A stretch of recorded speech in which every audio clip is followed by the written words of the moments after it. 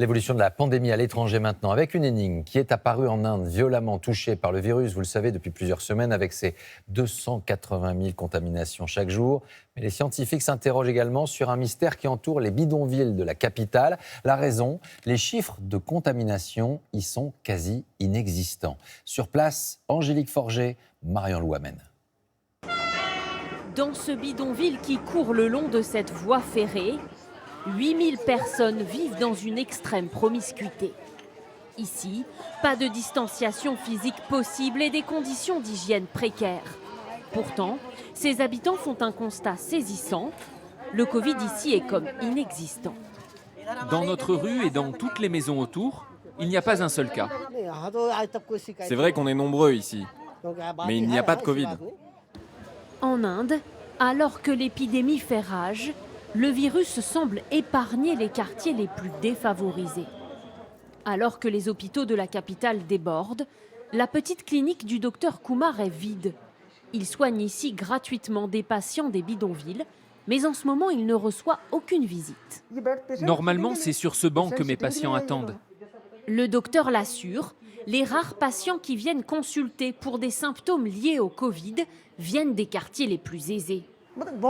Ce sont les gens qui viennent d'autres quartiers, ceux qui ont de vrais logements qui ont le Covid. Dans les bidonvilles, je n'en vois pas. Comment alors expliquer une telle résistance au virus ? Pour cette chercheuse qui a étudié la présence d'anticorps au sein des habitants des bidonvilles dès la première vague, le virus ici circule bien et même plus vite qu'ailleurs, mais sa population supporterait mieux la maladie. C'est une hypothèse, mais on pourrait penser que les habitants des bidonvilles sont déjà exposés dès l'enfance à beaucoup de virus et de bactéries, ce qui leur donne une immunité qui les protège des complications. Les habitants ici sont bien contaminés, mais leurs symptômes sont plus modérés, plus légers. Les habitants des bidonvilles plus immunisés qu'ailleurs. Pour cet économiste français qui travaille sur les inégalités sociales, ce phénomène n'est pas surprenant. Il a déjà été observé sur d'autres continents.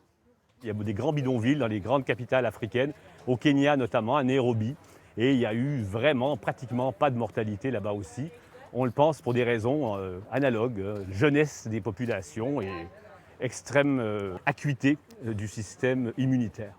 Pour l'instant, il n'existe pas d'études nationales sur les origines sociales des personnes contaminées par le Covid, mais des données collectées à Bombay, dans le sud du pays, révèlent que seul un malade sur 10 vit dans un bidonville.